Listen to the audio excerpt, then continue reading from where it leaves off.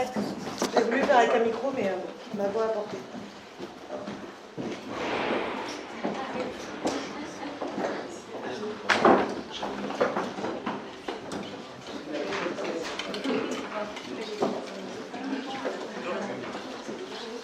La zapette marche bien.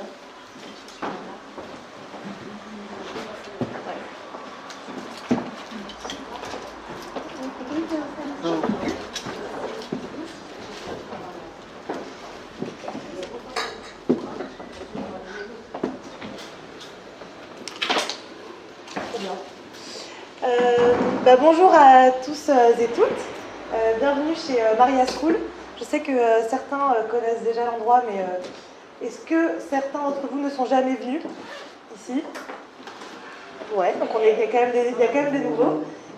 Est-ce que vous savez ce que c'est Maria School? Une école? Non. Oui, c'est un campus d'école. Maria School, il y a 4 écoles. Alors, vous connaissez Indigo, parce que c'est la raison pour laquelle vous êtes venus aujourd'hui. Mais à la base, donc, Maria School, c'est 4 écoles. C'est une première école qui s'appelle Lyon, qui est l'école de l'ère entrepreneuriale. Hiro, qui est l'école du storytelling et du copywriting. Maestro, qui est l'école de la tech et du no-code. Et Indigo, la petite dernière, qui fête ses 1 an, qui est l'école de la RSE. Donc, toutes ces écoles, le campus, ça fait un peu de 4 ans qu'il existe. Le point commun de ces 4 écoles, c'est qu'on essaye de s'appuyer un maximum sur la pédagogie de Maria Montessori, c'est-à-dire rendre les formations les plus pratiques possibles. Donc pour les élèves qui sont là, vous avez peut-être dû le remarquer, on essaye de diminuer un maximum la théorie et de vous faire apprendre par vous-même. Et donc c'est cette méthodologie qu'on applique sur les 4 écoles et qui fait qu'on est les meilleurs. Non, je rigole. Donc je ne vais pas vous parler des 4 écoles, mais Indigo, en 1 an, on a créé 7 programmes différents. Donc je sais qu'il y a certains d'entre vous qui sont là depuis la promo 1, je ne sais plus lesquels sont, mais, et qu'il y a aussi des élèves de la promo 7 qui sont là aujourd'hui, de la formation pilote de la transition climat. On a aussi lancé 2 nouveaux programmes, responsable RSE et éco-conception. Donc on n'a pas encore d'élèves de cette promo, mais à partir de fin septembre, on va lancer éco-conception et en octobre, responsable RSE. Donc je sais qu'il y a une inscrite, Edwige, qui sera là justement à la formation responsable RSE. Et marketing responsable, Sarah, il me semble, non, qui était là. Et donc voilà, on a ces 7 programmes différents. Et en fait, en 1 an, si je vais vous donner un peu le bilan. En 1 an, donc 7 formations créées, mais surtout ce qui est assez chouette, c'est qu'on voit 140 personnes formées. Pour nous, ça nous paraît énorme. Pour moi, quand je suis arrivée il y a 1 an, je ne pensais pas qu'un an après, on serait à 140 personnes. On a aussi rencontré des super intervenants et intervenantes. Bonjour Mickaël, viens. Mickaël, promo 1. Des super intervenants, tout ça pour soit le temps d'un cours, soit le temps d'un webinaire. Vous êtes pas mal entre vous de proposer à l'exercice du webinaire pour aussi faire connaître les sujets de la RSE au plus grand nombre. Et ensemble, vous avez l'air plutôt satisfait quand on voit le NPS. Donc, nous, on est contents de voir ça. Et donc, je voulais et remercier aussi, parce qu'on a certains d'entre vous qui sont avec qui on n'a pas forcément travaillé en direct, mais où juste on a eu des conversations. On a pu vous demander conseil quand on avait des doutes sur certains sujets. Et voilà, c'est pour dire que la communauté, c'est hyper important pour nous. Et c'est la raison pour laquelle on avait envie de se regrouper ce soir et célébrer avec vous ces 1 an. Hop. Bravo.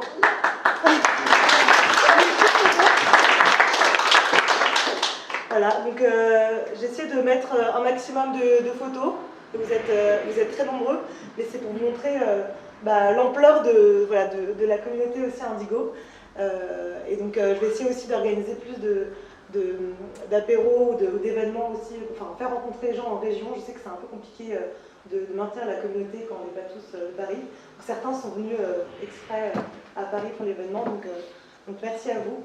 Je vais laisser maintenant la parole à Jean-Sébastien, que certains connaissent puisqu'il était intervenant sur la formation marketing responsable et qui est venu avec David. Mais d'abord, je pense que Jean-Sébastien a un petit mot pour vous.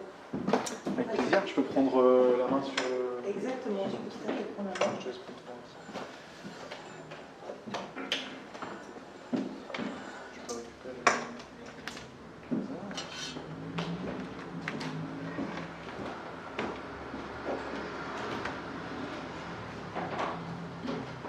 Parfait.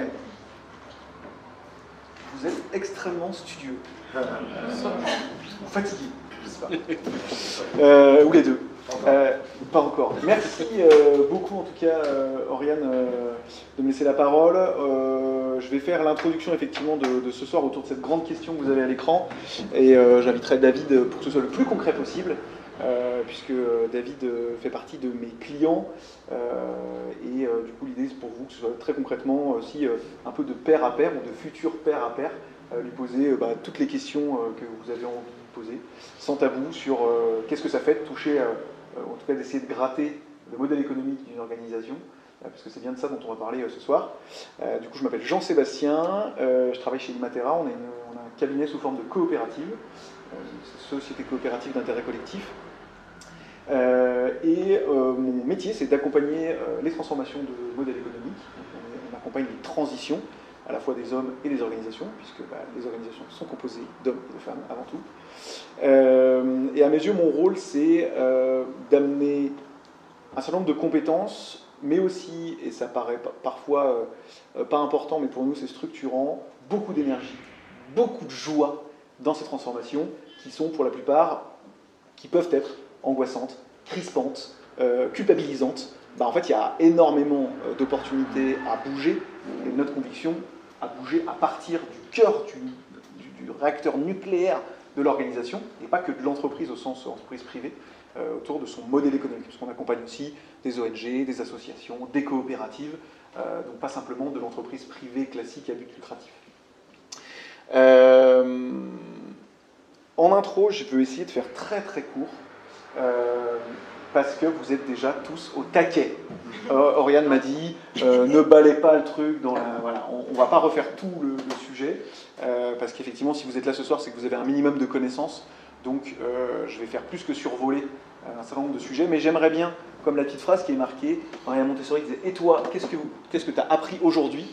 Mon engagement aussi, là, vis-à-vis de vous, c'est que vous puissiez au moins apprendre un truc ce soir, au-delà de boire des coups.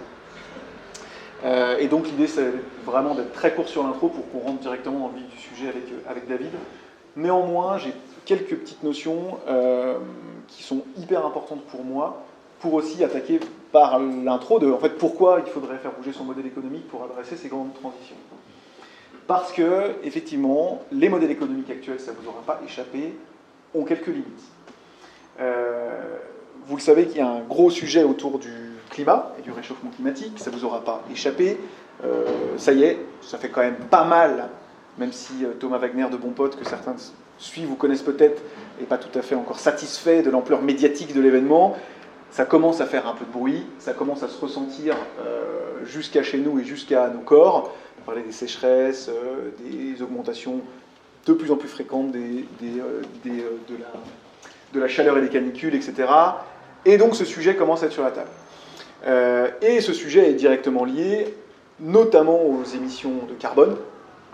Et moi j'aime bien, et c'est pour ça qu'ensuite je vais faire le lien avec le modèle économique, rappeler que ce que l'on est en train de vivre là, en termes d'enjeux sociaux et environnementaux, c'est ultra, attention aux gros mots, systémique. C'est pas parce qu'on traite les enjeux carbone, puis les enjeux biodiversité, puis les enjeux d'équité, qu'en fait on aura résolu tout le problème. Et ce slide parle par lui-même. Parfois, je m'amuse à dire aussi qu'on peut être une entreprise neutre en carbone et continuer à raser des forêts et générer 3 burn-out par semaine. C'est hyper compatible. Donc on voit bien que c'est un sujet qui n'est pas simple, parce que notre manière de fonctionner actuelle pour la plupart, si je parle du monde occidental, c'est de traiter les problèmes-solutions. Donc on isole le problème, on le traite, et donc notre capacité à voir la complexité, c'est vraiment pas évident. Pour illustrer ça, je vous pose la question, quelle est la différence majeure entre ces deux photos? Ouais, on va s'amuser ce soir.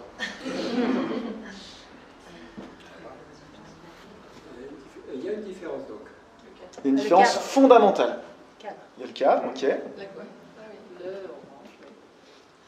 C'est le nombre de passagers par voiture. Ah, yes, on s'y rapproche, ça pourrait être ça. Ça pourrait être ça. Évidemment, il n'y a pas de différence sur les photos. Celle que je pose, en tout cas qui est non visible, c'est qu'à gauche, vous avez 100% de véhicules électriques et à droite, 100% de véhicules thermiques. Ça pourrait. Ce que je pose là, juste pour s'amuser, c'est que, et je ne veux pas rentrer dans le débat de la voiture électrique ou de la voiture thermique, c'est pas le sujet, c'est qu'en traitant et en ne regardant que la finalité d'un bout du problème, qui peut être l'impact CO2 ou l'impact même lié à la pollution locale d'un véhicule, bah parfois on ne traite pas le problème central, parce que si on se projette aujourd'hui en remplaçant 100% des véhicules thermiques par des véhicules électriques, en fait on aura ça, il n'y a pas de raison que ça change. Problématique complexe et systémique. J'aime bien aussi rappeler ça, c'est un peu pour moi la slide de l'humilité par rapport à notre présence sur Terre. À gauche, vous avez en gigatonnes la répartition de la biomasse en fonction du vivant sur Terre, ce grand carré-là, avec donc majorité des plantes. Et dans les petits 2 gigatonnes que représentent les animaux, vous faites un zoom qui est juste ici, et nous on est là. Voilà. Donc j'aime aussi bien replacer cet élément de contexte de l'impact finalement de l'humain dans des tailles, quand on le compare au vivant, parce que spoiler, nous faisons partie du vivant, même si parfois on a un peu du mal à le conceptualiser. Un autre élément que j'aime bien aussi pour des questions d'échelle et aussi vis-à-vis de notre impact qui maintenant n'est plus à démontrer, et puis si vous êtes là, normalement c'est que vous y êtes intéressé. On pourrait mettre, c'est une donnée assez amusante, on pourrait mettre, si on donnait à chaque humain 1 mètre carré, 100% de l'humanité en Corse. Pour de vrai. Vous irez vérifier ce soir. On donne 1 mètre carré à chaque humain de cette terre, on peut mettre 100% de l'humanité en Corse. Donc, ça va être moins sympa. Ouais. Effectivement, les plages, elles risquent d'être un peu plus surpeuplées. Mais ça donne aussi un élément d'échelle sur ce qu'on représente vis-à-vis du vivant et de l'impact qu'on génère. Encore une fois, je ne reviens pas dessus ce soir. Un élément qui est structurant, nous, dans notre approche Imatera, et qui adresse vraiment cette complexité, c'est ce sujet des limites planétaires. Ça vous parle ? Oui. Magnifique. Donc, j'y reviens pas dessus. Je ne peux pas quand même oublier la bonne nouvelle de ce début de semaine, qui est le dépassement de la 6e limite. Donc, je ne reviens pas dessus. Pas ajouter de catastrophisme à la situation, mais effectivement, ce qui est intéressant dans les travaux du Stockholm Resilience Center actuellement, donc n'hésitez pas à lire, c'est en train d'être publié là, vis-à-vis du déplacement de la 6e limite, c'est que là, les scientifiques commencent à avoir une vision un petit peu plus précise de ce qu'on appelle les effets rebonds, ou en tout cas de ce que le dépassement de certaines limites engage sur d'autres. L'objectif, évidemment, c'est de rester dans cet espace sûr, et on voit qu'on y est loin selon certaines limites pour éviter, encore une fois, ce que les scientifiques appellent des phénomènes d'emballement, où là, même les prédictions scientifiques sont assez non prédictives, justement, sur ce que ça pourrait augurer pour, pas simplement l'humanité, mais l'espace-terre. Donc, ce sujet, c'est plus simplement de faire de la RSE sympathique en recyclant les gobelets, mais d'engager une profonde transformation au niveau du modèle économique, en essayant de faire vraiment autrement, avec beaucoup moins et beaucoup mieux. Avant de passer au concret, par des exemples, pour essayer de matérialiser un petit peu ce qu'on essaie de faire, il y a un point qui est parfois un peu méconnu quand on parle de modèle économique, c'est justement, c'est quoi un modèle économique ? Et moi j'aime bien rappeler, parce que déjà ça fait partie du module 1, du cours 1, puis on est dans une école, il y en a peut-être qui ont fait un peu de la finance ou de l'économie, c'est vraiment au tout début, mais on l'oublie un peu vite quand même après, c'est que l'économie c'est la gestion de la maison, et c'est notamment la science qui gère les raretés. Le modèle économique, c'est pas donc simplement réduit au modèle financier qui est, je vais t'expliquer comment mon entreprise gagne de l'argent. Ça, c'est un modèle financier, c'est un business plan, c'est ce que vous voulez. Le modèle économique, c'est la manière dont votre organisation, parce qu'elle n'est pas toujours entreprise à but lucratif, c'est comment je gère mes raretés. Mes raretés humaines, mes raretés environnementales, et également mes raretés monétaires. On va en parler ce soir aussi, parce que, jusqu'à présent, nous sommes là, en tout cas ce qui vous concerne tous, dans un système capitaliste régi par une certaine financiarisation du monde depuis ces 50, 60, 100 dernières années. Et donc ce modèle économique définit du coup l'organisation de vos activités qui génère, rémunère et partage de la valeur, quelle qu'elle soit, environnementale, sociale, monétaire, en prenant soin de vos raretés. Et du coup c'est vraiment à cette échelle-là qu'on va traiter cette question du modèle économique. Et puis avant de passer à des exemples, et puis à inviter David Bonjour, on peut l'applaudir. Moi j'aime bien applaudir les gens qui arrivent. Ah ouais. Comme ça les gens sont très à l'aise. Bienvenue, installez-vous. C'est une slide que j'ai piquée à la CEC, à la Convention des entreprises pour le climat. Je leur dirai. Tu pourras leur dire, c'est des copains. Et je la trouve assez bien faite, mais c'est pour ça que je les cite aussi.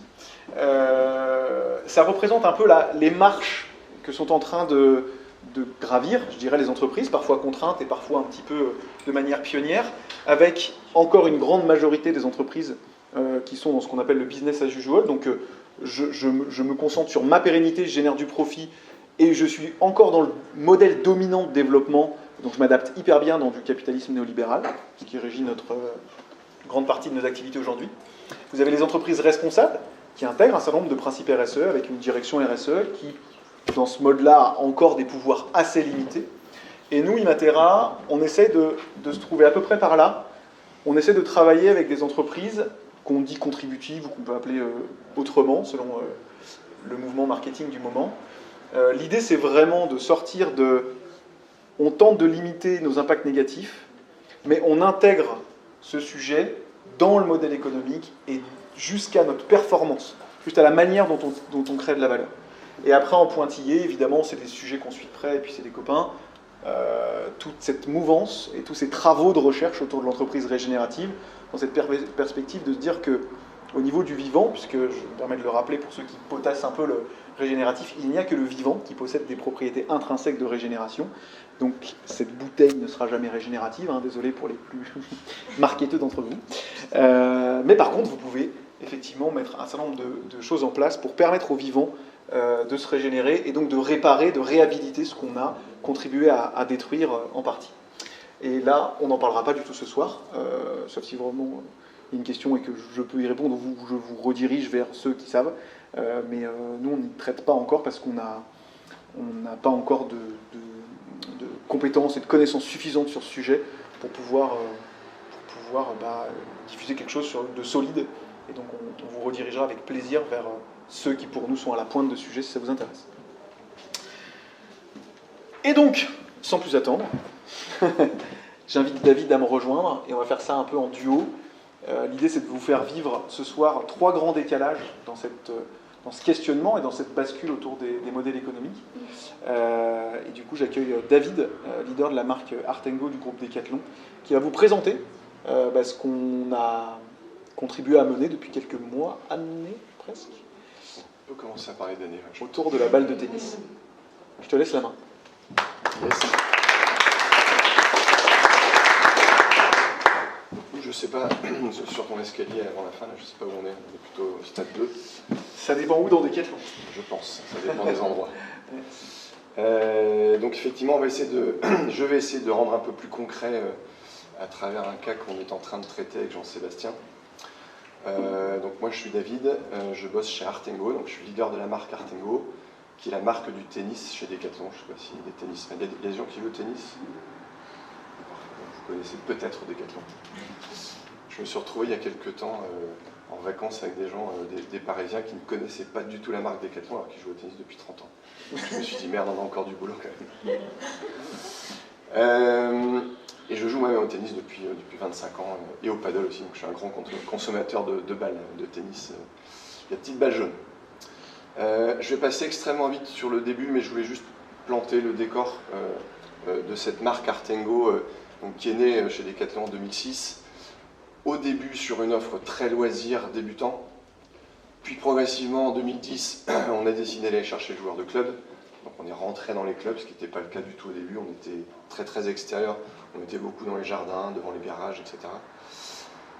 Et puis en 2016, la décision qui a été prise de découper le gros Artengo qui représentait tous les sports de raquette et ne garder Artengo que sur le tennis. Je me souviens plus avec qui j'ai discuté tout à l'heure, mais ça va encore rechanger dans pas longtemps, mais ça c'est l'histoire de Decathlon. Donc depuis 2017, exactement, fin 2016, Artengo est vraiment focus sur le tennis. Les suivantes. Ce qui nous a permis d'écrire une nouvelle page du projet du tennis chez Decathlon, en couvrant tous les besoins des joueurs de tennis, depuis le joueur débutant mais jusqu'au joueur expert, pour ceux qui connaissent le sport, en couvrant jusqu'aux deuxièmes séries. Donc, en allant chercher de la crédibilité auprès de tout ce panel de joueurs, donc tous les genres, tous les âges, tous les niveaux. C'est ce qui nous a valu de nous rapprocher de joueurs pros, etc. depuis quelques années. Tout en restant, et c'est l'équation qui est un peu compliquée chez nous, en restant accessible, puisqu'on est quand même dans l'ADN de Decathlon, accessible en prix partout dans le monde, et puis facile à comprendre et à trouver. Et là, je vous ai juste mis, donc évidemment, comme dans toutes les marques du monde, et chez nous c'est comme ça aussi, on a un certain nombre d'axes stratégiques. Et là, je vous ai juste mis un extrait de, je ne sais plus quel est son numéro, c'est le 5 ou le 6e, l'axe stratégique spécifiquement sur la partie qu'on peut appeler RSE, chez Artengo. Donc le premier truc qu'on a commencé à faire depuis maintenant 2 ans, c'est de mesurer notre impact.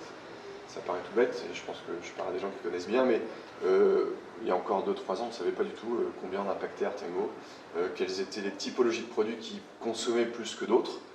Et c'est là où on s'est aperçu que la balle de tennis était très polluante. Donc ça nous a permis de tous nous impliquer dans cette mesure des produits. Ensuite, à peu près en même temps, on a travaillé beaucoup sur l'éco-conception. Donc là c'est pareil, je ne rentre pas dans le sujet, et puis vous le connaissez sûrement mieux que moi, ce n'est pas ma spécialité. Mais en tout cas, on a attaqué des natures de produits par nature de produits, de vraiment appliquer l'éco-design et avoir des produits de moins en moins polluants. Sur le packaging, sur les composants, sur la manière de les fabriquer, etc. etc. Donc on a évidemment commencé par des natures de produits plus ou moins faciles, le textile, la chaussette, et puis on a attaqué la chaussure. C'est forcément plus compliqué sur des produits hard comme la raquette, etc. Mais ce sont des sujets qu'on attaque. Et puis c'est là où on a commencé à se rapprocher avec Jean-Sébastien, on a aussi attaqué des business models différents de ce qu'on a l'habitude de faire. J'y reviendrai juste après. Donc l'économie de la fonctionnalité, la location, la seconde vie, voilà, on a essayé de commencer à se transformer. Ce qui n'est pas simple dans une grosse boîte comme la nôtre. Et puis on a aussi touché du doigt des sujets sur le recyclage et donc comment on valorise la fin de vie de nos produits. Parce que voilà, vous allez voir après quelques chiffres qui vont vous montrer combien de balles sont jetées dans la nature tous les ans. C'est assez effroyable. Et on s'est dit c'est plus possible, on ne peut plus donner envie aux gens de venir jouer au tennis et se foutre de qu'est-ce qu'on fait des balles de tennis après 2 entraînements quand elles sont foutues. Voilà, ça c'était juste pour planter le décor et vous montrer que dans tous les sports c'est comme ça chez nous. On a maintenant une vraie stratégie RSE qui est appliquée. Alors, là je reviens un tout petit peu à un cran un peu plus macro. Ça c'est Decathlon. Accord de Paris, décision de l'entreprise de se transformer, de pivoter, on l'appelle comme on veut. Et donc il y a tout un sujet autour des business models circulaires qu'on veut faire grossir chez nous. En tout cas, générer une prise de conscience et traiter des sujets comme la réparation, la location, le reuse et le recyclage. Voilà, donc c'est des vrais sujets qui sont attaqués maintenant. Ça fait pas si longtemps, hein, ça fait 2-3 ans. Et ça redescend dans chaque sport. Donc chaque sport doit gérer ses merdes et puis traiter les problèmes à la source. Donc voilà, c'est un peu le contexte. Et donc spécifiquement, quand on a fait l'état des lieux, on s'est aperçu que les balles de tennis polluaient énormément. Et donc je vous ai mis quelques chiffres ici.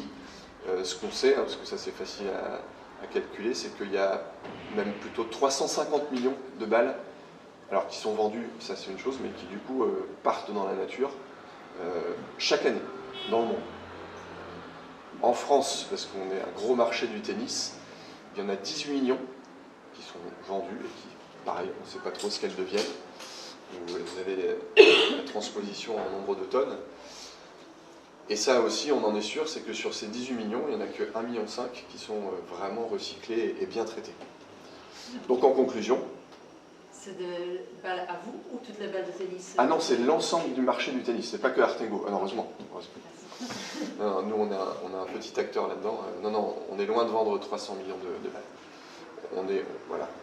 On y contribue, on n'est pas très fiers de ça, mais non, ça c'est le monde du tennis. Et donc en conclusion, voilà, en France notamment, mais dans le monde c'est à peu près pareil, il y a 90% des balles qui ne sont pas du tout recyclées, qu'on ne traite pas du tout aujourd'hui. Et puis vous avez cette petite frise qui est aussi assez intéressante, hein, c'est qu'une balle c'est à peu près 4 mois de production entre le moment où on commande les composants, on fabrique le caoutchouc, elles sont fabriquées, elles sont mises en boîte, elles sont pressurisées, puis après elles sont sur le bateau. Globalement elles sont utilisées pour les joueurs réguliers, je ne sais pas à quel niveau vous avez, tous ceux qui ont levé la main, mais un joueur régulier, c'est 4 heures d'utilisation maximum. Hein. Les joueurs débutants, ils peuvent jouer un peu plus, mais globalement, un joueur de seconde série va jouer 3 fois 1 heure maximum avec ses balles, c'est grand maximum, puis après elles sont jetées. Elles sont plus jouables. Et puis derrière, ça reste sur la planète pendant 400 années. C'est très difficile à évacuer. Voilà. Alors sur quoi nous on s'est dit, ok, donc ça c'est le constat, qui n'est pas très glorieux, mais bon c'est comme ça, il faut s'y attaquer quand même. Un peu de courage. On s'est dit sur quoi on peut agir. Donc on essaye, et ce n'est pas un sujet qu'on va aborder aujourd'hui, on essaie d'innover, essayer de concevoir la balle autrement pour qu'elle dure plus longtemps, pour qu'elle pollue moins. Donc ça c'est un sujet, je ne pense pas qu'on soit les seuls à travailler, en tout cas j'espère. Mais en tout cas, on essaye d'engager des sujets R&D sur cette thématique-là. Mais ce n'est pas très simple. L'industrie de la balle est historiquement... tout est installé depuis des années, tout se fabrique en Asie, c'est des usines entières, et changer ça, c'est extrêmement compliqué. Surtout que nous, on n'est pas fabricant. On achète dans des usines, mais on n'est pas propriétaire ni fabricant, donc c'est un peu complexe, même si on s'y attaque.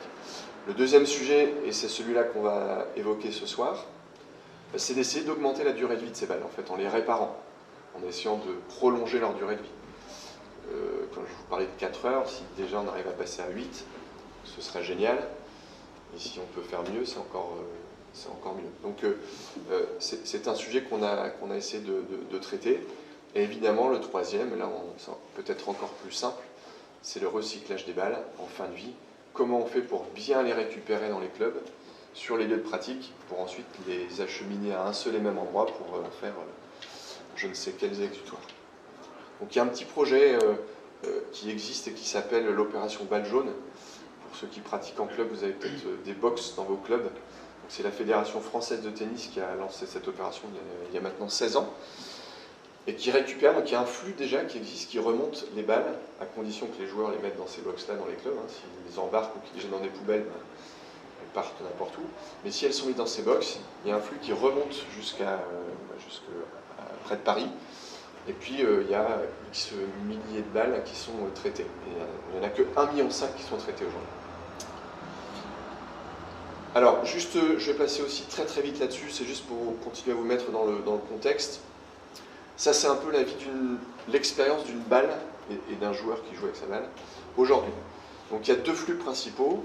Il y a 2 achats de balles possibles. Soit on les achète, le club achète les balles et les fournit à ses joueurs dans le club.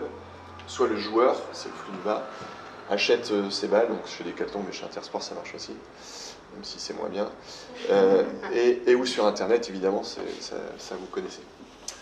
Ensuite, on a différentes typologies d'utilisateurs. Donc, on a soit le joueur qui a une licence dans le club et qui vient à l'entraînement, donc qui bénéficie de l'usage des balles dans le club.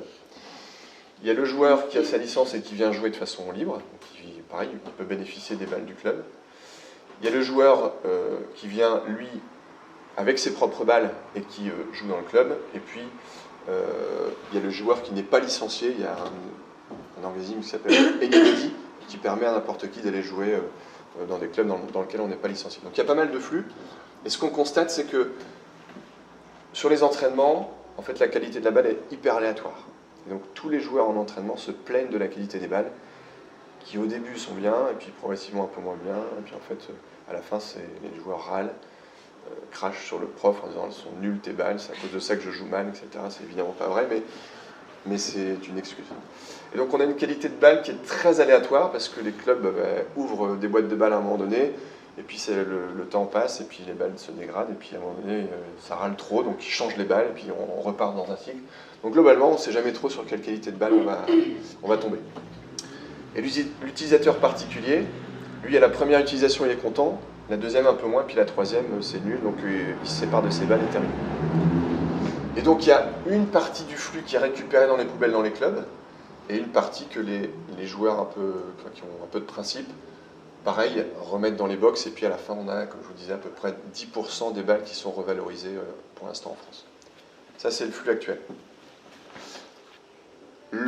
Ce qu'on a essayé d'imaginer pour l'avenir, et c'est là-dessus qu'on bosse avec Imatera, entre autres, donc on a essayé de modéliser, on s'est mis à rêver, quelle pourrait être la future expérience du joueur et de la balle de demain. On garde les mêmes flux en haut et en bas avec l'achat du club ou particulier. Et là, on a imaginé une espèce de boîte noire, je vais l'appeler comme ça, où les balles pourraient être diagnostiquées pour voir si vraiment elles sont usées ou pas, ou est-ce qu'on peut continuer à jouer avec, parce que des fois, c'est juste visuel en fait, hein, on voit que la marque Babola, Wilson, elle est un peu... on la voit plus, donc on se dit, bah, elles sont plus bonnes en fait, elles sont encore bonnes. On pourrait les réparer, on pourrait remettre de la pression dans ces balles, on pourrait peut-être, si on rêve, remettre du feutre autour, un peu comme on rechappe un pneu, pourquoi pas, on arrive à le faire sur un produit sécuritaire qui est le pneu, pourquoi pas la balle.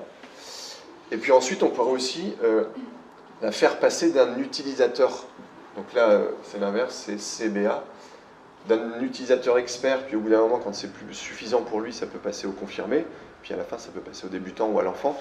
Bref, on pourrait aller en cascade comme ça pour que les balles, elles aient plusieurs vies finalement dans le club. Voilà, donc ça, c'est ce qu'on a imaginé dans cette petite boîte qu'on essaie progressivement de modéliser. Et donc, on peut imaginer que dans les clubs, il y ait des services proposés aux joueurs où tu viens jouer 1 heure dans ton club, tu payes, alors je ne sais pas, à Paris c'est sûrement plus cher qu'à Lille. C'est combien 1 heure de tennis dans un club quand vous venez jouer 1 heure pour ceux qui jouent? Une vingtaine d'euros au minimum, je pense. Bon, minimum, plutôt 25. Admettons que ce soit 25 et pour 3 euros, 4 euros de plus, le club te propose une boîte de balles qui est repressurisée, qui est réparée, qui est à peu près de qualité constante. Pour les entraînements, et de façon aussi pour le particulier. Donc en fait, il n'y aurait plus besoin d'aller acheter sa boîte de balles avant, peu importe où. Mais il arrive au club, on lui propose des balles de bonne qualité qui ont été réparées, repressurisées, adaptées à son niveau et qui permettent de prolonger la durée des balles. Voilà, donc je ne vais pas rentrer plus dans le détail parce que c'est juste une image et c'est ce qu'on essaye de commencer à modéliser. Et c'est pas simple, mais en tout cas, on imagine que ça pourrait exister un jour. Et donc ce que ça illustre là, c'est que ce qu'on essaie de faire, de concrétiser, c'est de passer de la vente d'un produit ou d'un service en volume. Hein, c'est comme ça que Decathlon est né. Hein, en 1976, c'était vendre des millions de produits à des millions de pratiquants dans le monde pour rendre accessible le sport partout. Et ça, c'est compliqué de faire changer ça. Et donc l'idée, c'est de passer de ce modèle-là à plutôt la contractualisation de la performance ou de l'usage. Donc avoir une solution intégrée, en l'occurrence dans le club, pour gérer l'offre de balles et qui permette d'avoir une meilleure expérience pour le joueur de club. Ce qu'on espère, c'est que ce changement de prisme pourra apporter une meilleure qualité et du plaisir pour le joueur. Voilà, c'est vraiment ce qu'on commence et on essaie de mesurer. Une meilleure maîtrise des coûts pour le joueur, puisque potentiellement il va moins renouveler ses balles. Pour le club, si on arrive à prolonger la durée de vie des balles, forcément le club sur une année en achètera moins. Et pour info, le budget principal dans un club, c'est l'achat des balles. C'est ce qu'il y a de plus lourd. Et puis, évidemment aussi la réduction des émissions de CO2. Et nous, ça nous oblige du coup, en tant que marque, distributeur, producteur de produits, de travailler sur la durabilité de nos produits. C'est un sujet qu'on n'avait pas forcément attaqué avant, et donc là, on s'y penche de façon très sérieuse, de regarder comment on peut limiter la consommation de la matière, de matières premières, pardon. Et puis c'est certainement aussi, on l'espère en tout cas, une manière de fidéliser nos clients. Voilà, donc ça c'est tout un tas de conséquences positives sur le passage de l'un à l'autre. Merci beaucoup David. Je reste une seconde sur ce slide parce qu'il est vraiment structurant. L'idée c'est que là David vous a présenté vraiment rapidement tout le cheminement et le travail qui a effectivement aujourd'hui amené cette solution qui est en cours d'expérimentation. L'idée de la suite de l'intervention, c'est de reprendre un peu les éléments clés de comment on y va et comment justement on arrive à passer du modèle dominant qui est vendre le plus possible en volume de produits ou de services. Là ce soir David vient vous parler principalement d'une thématique issue du produit, mais ça marche aussi très bien avec les services, à une solution qui contractualise plutôt les effets et la performance que vous allez essayer de générer. Vous allez voir après, en plus de Artengo et du projet BAL, il y a d'autres petits exemples que j'aimerais vous raconter pour aussi stimuler votre imaginaire dans d'autres secteurs d'activité. C'est OK pour vous? Oui. On continue. 3 grands décalages et après on aura un bon temps de questions-réponses large, même si, comme tu l'as très bien fait tout à l'heure, n'hésitez pas à nous interrompre s'il y a une question, un truc qui vous accroche, n'hésitez pas. Le premier grand décalage, c'est que dans cette approche, on remet le pourquoi au centre. Le sujet, c'est de revenir très tôt à l'utilité profonde de pourquoi l'organisation est là. À quoi vous servez? Dans ce cadre-là, on parle, encore une fois, un peu d'un gros mot, mais qui est super important pour nous, on parle d'efficience économique. Parce que la plupart de nos modèles économiques sont basés sur de l'efficacité. Donc on cherche, en fait, à arriver à destination. Comme cette phrase, cher président, coûte que coûte. Et que ce soit une finalité de ROI, de résultat net d'une entreprise, que ce soit une finalité carbone, on se fixe un objectif final et ensuite on y va. Et on prend en compte un certain nombre de ressources humaines, environnementales, monétaires pour atteindre cette cible. Ben nous, on questionne le sujet de manière un petit peu différente, via l'efficience, qui est plutôt la qualité du chemin qu'on va parcourir pour arriver à cette cible. Ça veut dire quoi concrètement? Ça veut dire que cette efficience économique, quand je vous disais remettre le pourquoi au centre, c'est qu'on repart de la raison d'être même de l'organisation ou du projet, je dirais la vraie raison d'être, qui décrit précisément pourquoi l'organisation a mis en place ces activités. Et ensuite, on questionne les 4 grandes zones de l'efficience d'usage, de l'efficience économique, pardon. L'efficience d'usage, David vous a évoqué certaines bribes de ce sujet, mais là, on peut parler de taux d'utilisation de la balle, comment les gens utilisent cette balle, effectivement, est-ce qu'ils s'en foutent réellement, ou est-ce qu'il n'y a pas aussi à un moment donné un flux qu'on n'aurait pas vu, parce qu'en fait les maîtresses récupèrent les balles pour le mettre sous les chaises d'école pour éviter que ça fasse du bruit. Et donc, qu'est-ce qui se passe en fait dans la vraie vie de la balle? Questionner évidemment l'efficience environnementale, de quoi j'ai besoin comme ressources, quelles émissions de polluants, bien évidemment on ne s'arrête pas simplement au CO2, l'efficience sociale, là c'est la partie humaine, de la prise en compte du vivant, la santé, la sécurité, l'équité, toute la thématique des raretés humaines liées au modèle, et puis bien évidemment l'efficience monétaire. C'est quoi la maîtrise de mes ressources stratégiques? Comment je répartis aujourd'hui la valeur entre les différentes parties prenantes, clients inclus, on va y revenir juste après. Donc c'est vraiment traiter la qualité, la manière dont on va à destination, et pas simplement la destination en soi, qui serait juste un objectif de part de marché, un objectif de rentabilité, ou un objectif de CO2, de baisse de CO2. On parle de pourquoi, on parle donc aussi du coup de raison d'être. David, est-ce que tu peux du coup nous raconter un peu comment ce travail de raison d'être a été travaillé dans le projet, et comment on en est arrivé à poser du coup ces mots, et qu'est-ce que ça a fait jouer dans la dynamique du projet? Alors effectivement, c'était un gros sujet de notre projet. Déjà, ce que j'ai envie de dire, c'est que ça prend un peu de temps. Ce que vous avez devant les yeux, je ne sais pas, on a quand même mis à peu près 6 mois, je pense, pour vraiment la peaufiner. On l'a retravaillé plusieurs fois. Pas forcément toujours avec les mêmes personnes. Et le premier truc qui me vient à l'esprit, c'est on n'a pas pu le faire tout seul. On va y revenir après sur le côté justement coopération.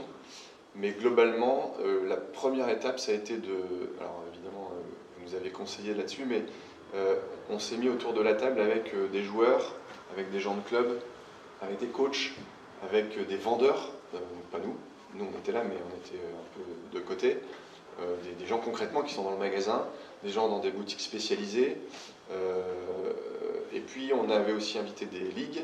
Enfin voilà, on a essayé de mettre autour de la table l'ensemble de l'écosystème, et puis effectivement on s'est dit pourquoi on fait ça, qu'est-ce qu'on cherche, et donc on a commencé effectivement à toucher du doigt les pétales que tu montrais juste avant, Jean-Seb, et puis après l'avoir écrit, encore une fois ça a pris du temps, on l'a reconfronté X fois aux joueurs, aux coachs, aux clubs, etc., pour voir si tout le monde s'y retrouvait.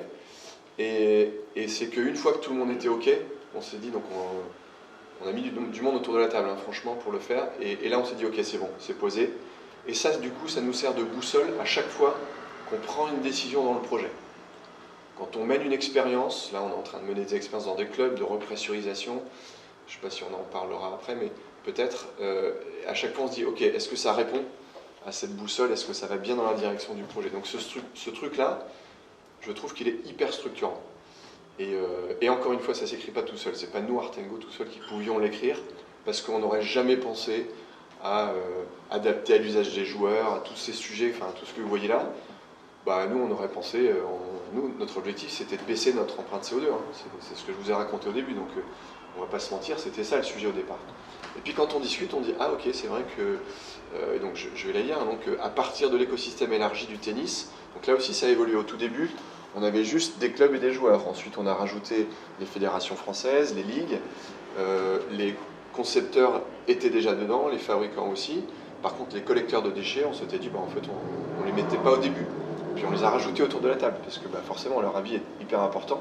Et si on veut trier les 300 millions de balles, bah, à un moment donné, il faut collecter. On a même imaginé, même si ils ne sont pas hyper connectés aujourd'hui, on s'est dit bah, la qualité ou le type de terrain influe sur l'usure de la balle, forcément. Si on joue sur terre battue ou sur green set, ça n'a pas du tout la même usure de la balle. Donc voilà, on a mis tout le monde autour de la table, et donc la raison d'être, donc nous proposons via les clubs, ça c'est aussi quelque chose qui a été hyper marquant, c'est que à chaque fois, tout ce qui ressortait à chaque fois de nos réflexions, c'est de dire il faut que ça se passe dans le club. À quel moment le joueur sent si ces balles elles sont bonnes ou pas bonnes, c'est quand le joueur sort du terrain. Et ça, c'est dans un club. Donc ça doit passer par le club. Quand il arrive pour jouer, c'est dans un club. En fait, il faut que ce soit dans le club. Ça passe forcément par les coachs. C'est probablement les coachs qui vont avoir un pouvoir de pédagogie et d'éducation autour de la balle. Et donc on propose des solutions pour une expérience plus simple. Donc l'idée, c'est que notre joueur n'ait plus besoin de passer chez Decathlon avant de venir jouer. Qu'ils disent pas merde, j'ai pas de balle, j'espère que mon coéquipier en a, sinon ça va être chiant. Est-ce qu'elles sont bonnes? Enfin voilà, toutes ces questions-là. L'idée, c'est que tu t'en occupes plus. Tu arrives dans le club et c'est ok. Il se passe un truc, c'est. Ils ont changé les klaxons, que ce soit adapté à l'usage ou au niveau du joueur, comme je vous disais, hein, entre je suis débutant ou je suis expert, j'ai pas le même besoin de balle. Et que ça procure une qualité de jeu constante. Voilà, ça c'est des choses importantes qu'on a identifiées ensemble. Et évidemment, l'objectif commun, c'était bien de diminuer l'impact environnemental de la pratique du tennis. Merci voilà. David. Dans ce que David raconte, il y a plein d'éléments. Juste quelques infos fondamentales. Ça prend du temps, oui, parce que du coup, comme je vous le disais en intro, on pousse vraiment les organisations à embrasser la complexité. La raison d'être, c'est pas un slogan. C'est pas un truc qu'on écrit un matin à 4 dans l'entreprise ou même de manière collaborative dans une organisation en disant mais en fait, qui on est, qu'est-ce qu'on veut faire advenir dans le monde. Pour nous, ça n'a pas de sens si on ne questionne pas ces parties prenantes. Ceux pour qui on travaille et ceux avec qui on travaille. Et pourquoi ça prend du temps aussi, c'est que c'est une boussole qui va jusqu'à déterminer ensuite la performance même du modèle. On s'y réfère à chaque fois, notamment dans l'évaluation des gains sociaux, environnementaux et monétaires que ce nouveau modèle ira apporter. Et même si effectivement on passe pas mal de temps à la fixer, comme la complexité fait que parfois il y a des parties prenantes qui rentrent, qui sortent, l'idée c'est de la confronter très souvent pour que, si jamais il y a une partie prenante qu'on n'avait pas intégrée, qu'on avait peut-être oubliée, tu parlais des fabricants de terrain, et qui intègre et qui à un moment donné, il manque une notion, il y a qu'on puisse de manière dynamique aussi la faire évoluer. Encore une fois, parce que ça aura un impact direct avec le projet. Et donc ça, c'est le premier décalage que je voulais vous faire ce soir. Dans la manière dont on traite cette évolution de modèle économique, on passe un peu de temps à remettre le pourquoi au centre avec votre écosystème de parties prenantes. Et donc ce qu'on essaie de faire aussi, c'est pour moi un virage qui n'est pas toujours simple à faire aborder, c'est que les organisations pour la plupart sont éco-centrées. Donc je suis concentré sur moi, ma survie, ma pérennité, et je travaille avec un certain nombre de personnes sans qui je ne pourrais pas avoir d'activité. David l'a dit, ils ne sont pas propriétaires des usines de balles, donc sans les fabricants de balles, voilà. Et si on sans les joueurs et sans les coachs, il y aurait quand même moins de gens qui achèteraient des balles pour jouer au tennis. Donc évidemment, il y a des liens de dépendance, et donc ils collaborent. Coopérer, un petit peu différent, c'est vraiment arriver à se décaler en mettant au centre la raison d'être, le pourquoi on fait les choses, et en se considérant comme une partie prenante importante, mais pas exclusivement importante pour faire advenir cette raison d'être. Donc c'est une posture qui développe un peu plus d'humilité, un peu plus d'écoute, et où on vient vraiment s'intéresser à ces parties prenantes en profondeur, et notamment à celles qui sont des éléments ou des maillons plus faibles de la chaîne de valeur, que parfois on ne voit pas. En l'occurrence, demain, si le salaire, les conditions de travail des coachs deviennent intenables, pour plein de raisons, climatiques, mais aussi sociétales, il y a un impact direct sur la pratique, et donc, in fine, le modèle économique actuel de décalage. Le deuxième grand décalage qu'on essaie de faire, c'est que avoir une pensée en volume, ce qui est quand même encore aujourd'hui le modèle dominant, mais pour nous, c'est rapidement l'ennemi du soutenable. Poser une bonne décision et de se dire qu'en fait, on va essayer de développer le plus possible, et de manière infinie, pour nous, c'est très souvent ennemi du soutenable. Donc l'idée, grâce à cette boussole, c'est d'arriver à passer d'un modèle économique centré sur les moyens. Pour que les gens fassent du tennis, il faut que je leur vende des balles. Et donc, je vais essayer d'en vendre le plus possible pour que les gens puissent pratiquer. Encore une fois, sans questionner l'efficience de comment je délivre des balles, la durée de vie, la qualité, tout ce que David vous a présenté dans la raison d'être, mais simplement, je fournis vraiment le plus possible de ces moyens. Je donne un autre exemple de Décathlon, puisque j'y ai passé 13 ans, et notamment sur les thématiques de vélo. Est-ce que vous connaissez le nombre de kilomètres annuels que fait un vélo milieu de gamme chez Decathlon? C'est un VTC classique à 200 €. Vous achetez chez Le mien, moins de 100. 100, ouais. 100 km. À l'année. Ouais, à l'année. Ouais, moins. 30. Tu te rapproches. 21. Et donc ça, même pas. Et ça inclut évidemment tous les vélos abandonnés dans les cabanons des résidences secondaires. Ah oui. En fait, c'est ça quand on rapporte au taux d'usage moyen. Donc évidemment qu'il y a une disparité sur le gaussienne très très large, mais en fait en moyenne c'était 21 km. Et bien pour moi, ça c'est l'exemple typique d'un modèle inefficient. Pour un vélo qui fait 12 kg, c'est 1 tonne de matière première, à peu près, en ressources naturelles qu'on extrait, qu'on manufacture, qu'on développe, pour finalement faire 21 km par heure. L'idée du modèle, c'est de re-questionner justement en partie cette utilisation pour aller chercher beaucoup plus d'efficience dans la capacité de ce produit. Quand j'étais ingénieur produit, on les homologuait et on travaillait la conception autour de 1500-2000 km par an. Et donc l'idée, ça va être de passer vers un modèle centré sur les effets. On va arriver à vendre un effet utile, en l'occurrence dans l'exemple de David. Je ne m'intéresse pas simplement à vendre le plus possible de balles au club en volume, peu importe la fin de vie, peu importe la durée de vie, peu importe la qualité de pratique. J'en vends le plus possible au club, et je me bats dans une espèce de part de marché globale avec tous mes autres petits amis concurrents. Mais je voudrais vraiment m'intéresser à une solution optimisée de gestion des balles. Et en fait, c'est ça réellement qui intéresse le club de tennis. À la fois que les adhérents puissent passer un bon moment et pratiquer de manière qualitative, maîtriser son budget de balle qui a un centre de coût assez fort, et éviter que 90% des balles finissent incinérées ou enfouies, au mieux, si ce n'est effectivement peut-être une bonne partie dans la nature.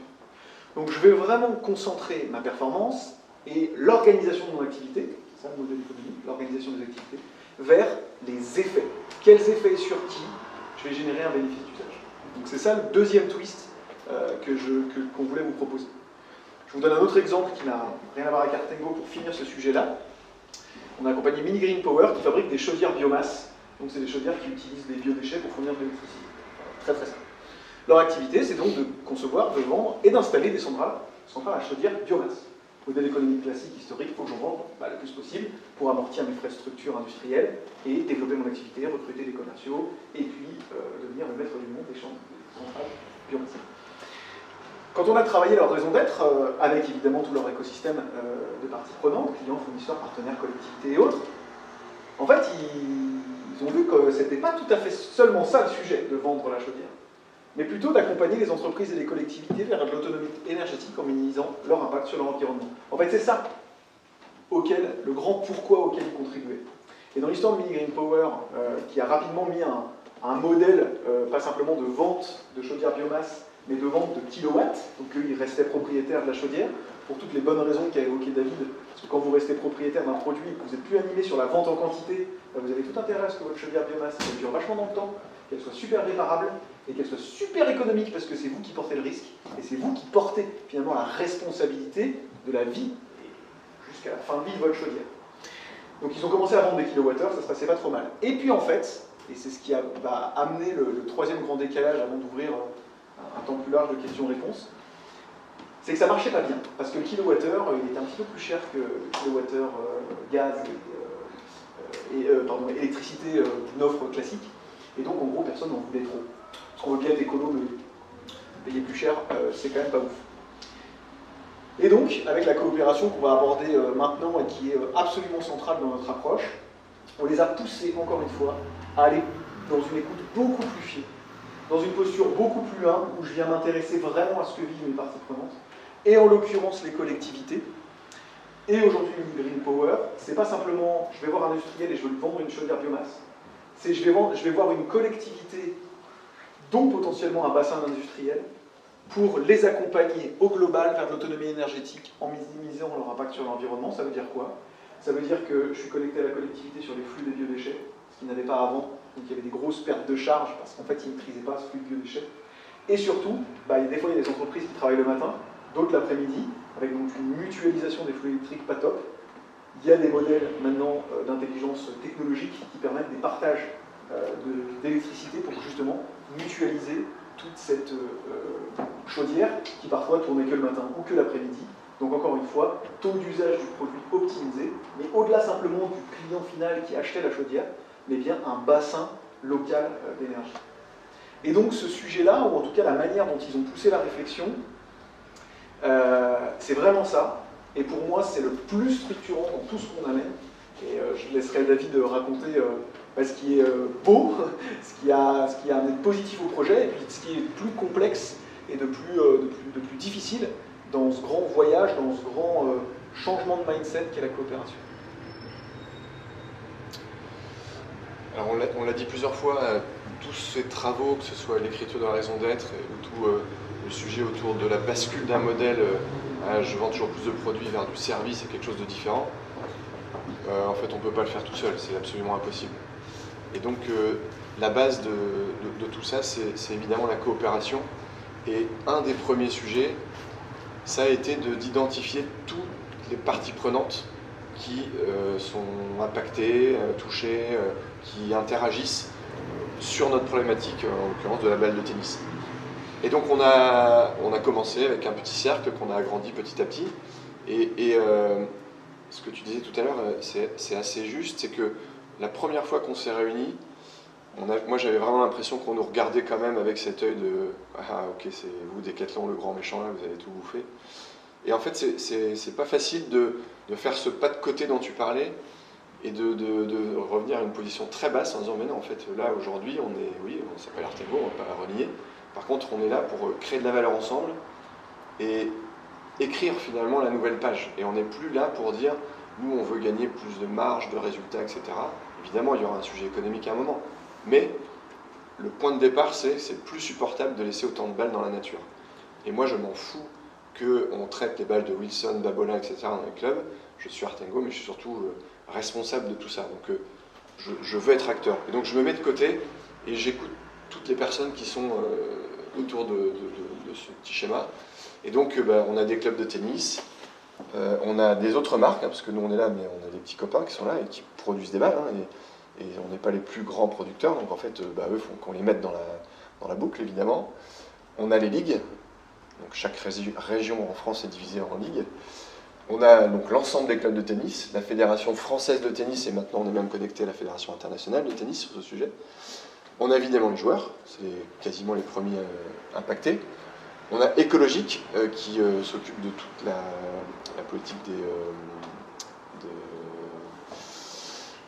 responsabilité élargie du producteur. Exactement, c'est ça.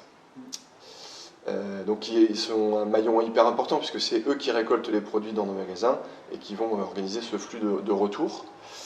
On a le Tennis Club de Westcal qui est un autre club. On a Westeriol qui est un recycleur et qui revalorisera nos balles. Donc l'idée, j'en ai parlé. Et là, c'est une boîte qui fabrique des terrains. Et donc à chaque fois, on a essayé de voir à quel endroit, à quel maillon de la chaîne, chacun des acteurs pouvait intervenir et sur quel sujet. Et donc quand on a travaillé cette raison d'être, les gains d'efficience, à chaque fois, on s'est dit, bah, tiens, toi, qu'est-ce que tu as à y gagner et comment on peut ensemble créer de la valeur.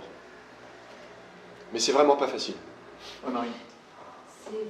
C'est Decathlon qui animait et qui pilotait les échanges avec les différentes parties prenantes? Alors oui, j'aimerais bien que ce ne soit pas le cas, mais pour l'instant, c'est nous qui avons lancé le sujet. On a déjà fait 3 gros ateliers avec à peu près toutes les parties prenantes. On a quand même réussi à valider que la responsable RSE de la Fédération française de tennis était mon idée. D'accord. Et donc on est à 2 quand même. Mais c'est quand même encore moi beaucoup qui relance les sujets et qui fait avancer. Il y a un point qui est super important dans la question, c'est que là, vous avez une slide avec des noms d'organisations. Sur la coopération, je pourrais vous en parler longtemps, mais il y a un truc que j'aimerais que vous appreniez ce soir, ou en tout cas qui est très important pour nous, c'est que la coopération, elle se fait d'humain à humain. C'est pas Decathlon qui coopère avec Wilson ou la FFT. En fait, c'est David qui coopère avec Claire. Et vous le voyez bien dans votre quotidien de travail, quand vous changez quelqu'un, même poste pour poste, avec exactement le même travail, il y a des trucs à refaire.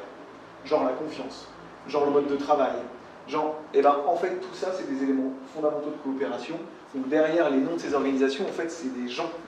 Et si vous changez les personnes de ces organisations, ben, il y a à nouveau un lien de coopération à créer. Et c'est structurant, notamment pour la question que tu poses, et c'est si Claire demain change, il y aura du boulot à refaire. C'est clair. Et donc on a écrit toutes les feuilles de route ensemble, toutes les plans d'action qu'on se met, donc on essaie de se réunir 2 fois par an, on réécrit, on vérifie ensemble ce qui a avancé, ce qui n'a pas avancé, et on essaie de renommer des personnes pour que chaque lot soit, qu'il y ait un leader qui s'en occupe, qui le fasse avancer, et quelles sont les priorités qu'on se met sur les semestres suivants. Pour illustrer, je vous donne 2 petits exemples très rapides et après on passe aux questions. Solef, c'est une entreprise d'entretien d'espaces verts. Donc leur métier, c'est de facturer des heures de débroussaillage. Très simple. Ils ont osé entrer en coopération avec leurs clients lors d'un appel d'offres de la SNCF. Et donc, parce que oui, vous pouvez coopérer avec vos clients. Et ils les ont questionnés justement en disant, mais pourquoi ? Pourquoi vous voulez qu'on entretienne les espaces verts, en l'occurrence les abords de voies de chemin de fer ? Ça a été assez compliqué parce qu'en fait, en l'occurrence, la SNCF ne savait pas vraiment, à part laisser passer les trains. Et donc, ces 6 mois de travail, encore une fois, parfois ce subtil, cet indicible, met du temps à émerger. Et en l'occurrence, ils ont compris qu'au-delà de débroussailler et de laisser passer les trains, il y avait 2 problématiques majeures que la SNCF n'arrivait pas à résoudre. La première, c'est ce qu'ils appellent l'impact gibier. C'est quand les gros animaux traversent les voies, que le train percute l'animal souvent est décédé. Souvent, ça fait des gros dégâts matériels et ça coûte une fortune en indemnisation de billets. Sauf qu'en fait, ça, c'était un sujet qu'ils pouvaient adresser parce qu'eux, ils étaient au plus proche des voies. Donc, ils ont formé leurs collaborateurs à réparer les grillages anti-animaux, à au contraire dégager les passages animaux quand c'était le cas. Et en l'occurrence, en ayant en tête le pourquoi réel, l'effet attendu produit, pas simplement débroussailler, mais qui est moins d'impact gibier, sur les voies expérimentales, c'est 2 fois moins de gibier percuté par an, et des économies qui se chiffrent en centaines de milliers d'euros. La deuxième thématique, c'était l'utilisation de produits phytosanitaires.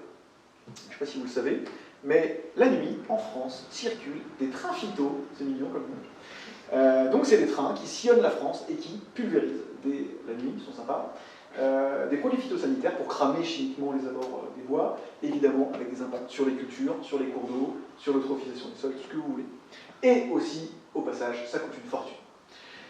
Dans l'approche de Solem, en ayant en tête bien cet effet à réduire, là pour le coup, ils réimplantent, avec les principes principalement de la permaculture, des espèces beaucoup moins invasives, qui se protègent les unes les autres, et donc elles ont beaucoup moins besoin d'être brûlées chimiquement, ou l'utilisation de produits phytosanitaires. Et là, en traitant cette thématique, là les résultats sont encore plus probants, ils ont divisé par 20 l'utilisation de produits phyto pour l'entretien de ces voies de chemin de fer.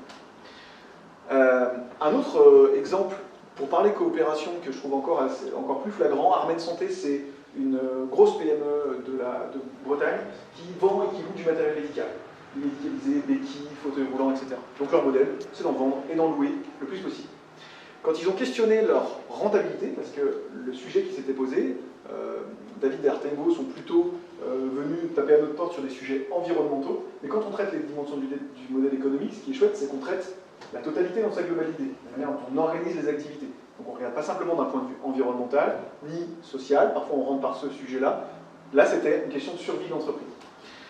Quand ils ont questionné la raison d'être, qui était en fait pas simplement de louer et de vendre des fauteuils, des lits médicalisés, mais de prolonger l'autonomie à domicile, tout à fait courte, aujourd'hui, la majeure partie de leur offre et de leur rentabilité, c'est de vendre vraiment l'effet utile de maintenir le plus longtemps possible la personne à domicile, autour d'une offre complète, pas simplement avec du matériel, mais aussi d'orchestration de ce qui se passe à domicile, là où en fait, ils le faisaient finalement un peu déjà, donc c'est un message aussi pour les entreprises dont vous faites partie, ou peut-être demain que vous accompagnerez, c'est que les entreprises font déjà un paquet de choses positives sur les 4 éléments de l'efficience dont j'ai parlé tout à l'heure, mais pas valorisées, pas mis au contrat, pas racontées, pas intégrées dans la performance globale du modèle. Typiquement, là, les personnels de l'armée de santé venaient visiter le domicile, étaient au contact des aidants, des proches, des coiffeurs, mais absolument pas valorisés dans le modèle. Tout simplement, je viens vendre un fauteuil roulant. Donc on a restructuré l'offre, et aujourd'hui, effectivement, non seulement ils vendent via un abonnement l'orchestration je ne sais pas si vous avez des personnes autour de vous qui sont dans cette situation, mais notamment le travail des aidants est extrêmement compliqué, donc ils sont vraiment en soutien. Et ce qui est intéressant, c'est que ces modèles, quand on traite vraiment l'effet qui est, là en l'occurrence, le maintien à domicile d'une personne dépendante physiquement, on va chercher ceux que ça intéresse. Genre la sécurité sociale, genre les mutuelles. Et là, en expérimentation avec Harmonie Mutuelle, qui est un petit peu en avance sur ces thématiques, et là ils commencent à du coup financer une partie de ces accompagnements, parce que évidemment ne sont pas simplement philanthropiques, mais gagnent beaucoup d'argent à ce que la personne soit bien maintenue à domicile dans les bonnes conditions. Et du coup, pour finir, et puis après poser toutes les questions à David notamment, et puis à moi si besoin, je vous ai pas, j'ai jamais utilisé ce terme, mais finalement c'est pas très grave que vous le reteniez pas. On travaille beaucoup autour de l'économie, de la fonctionnalité et de la coopération. L'approche elle est hyper globale, donc l'idée c'est pas simplement de s'attacher au bilan carbone ou à un diagnostic RH ou à regarder votre rentabilité. Il faut vraiment embrasser le modèle dans sa globalité. On a pas mal parlé de raison d'être, parce que c'est structurant de vraiment redéfinir le pourquoi et le booster par la coopération. Donc sortir dans simplement une relation de collaboration avec vos parties prenantes, mais vraiment d'embrasser cette coopération. J'en ai parlé un petit peu avec Armée de Santé juste avant. Comment on valorise les ressources que vous avez besoin dans vos entreprises, qu'elles soient matérielles ou immatérielles, compétences, savoir-faire, etc. On parle beaucoup de transition, qu'elle soit sociale ou environnementale, et surtout on vient replacer aussi le plus possible les entreprises dans leur territoire. Là, les expérimentations concrètes dont vous a parlé David, ça se passe dans le territoire, à côté de CGE, avec des vrais gens, avec des sujets palpables, concrets. Les entreprises font partie des territoires. Donc ça, c'est un vrai pavé dont je n'ai pas beaucoup parlé ce soir, mais qu'on a. Transformation, j'en ai parlé. Et surtout derrière, comment on arrive à valoriser monétairement pour que ça intègre le modèle de revenu du modèle économique. Merci.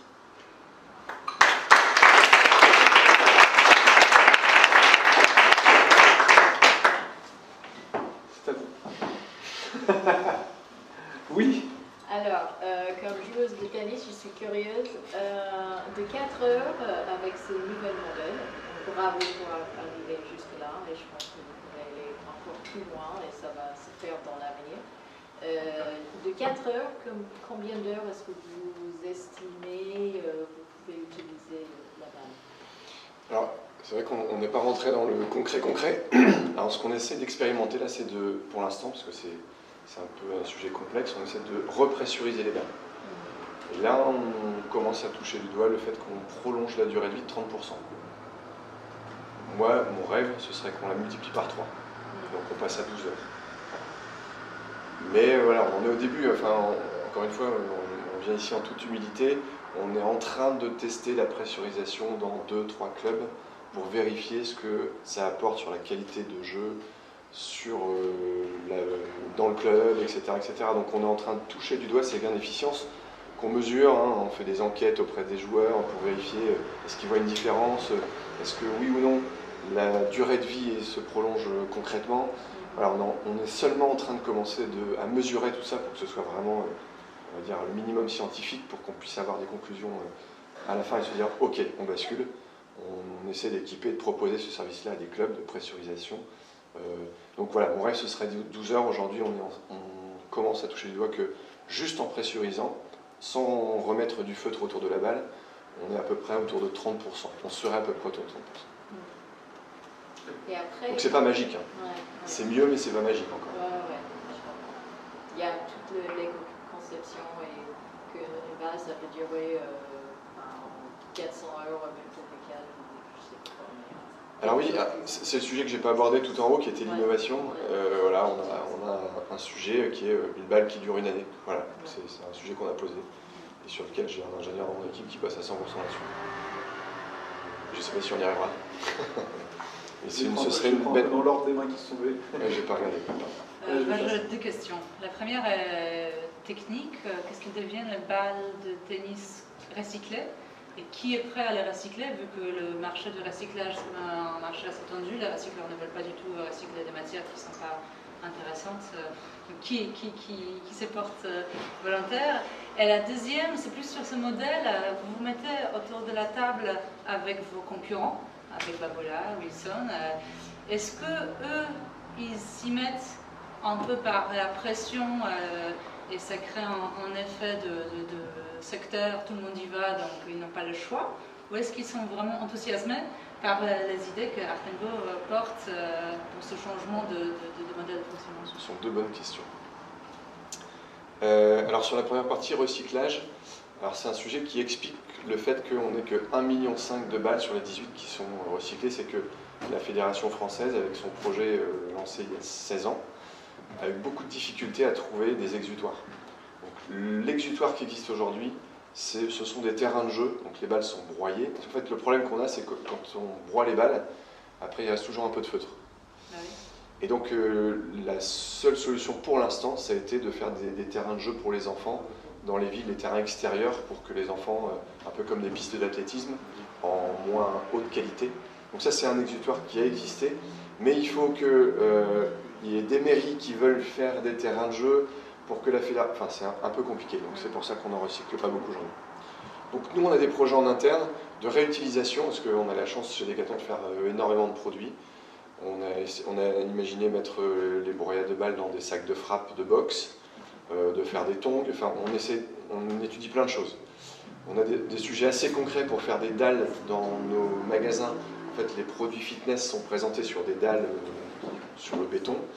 Ces dalles sont faites et on va essayer de les faire en dalles de balles recyclées.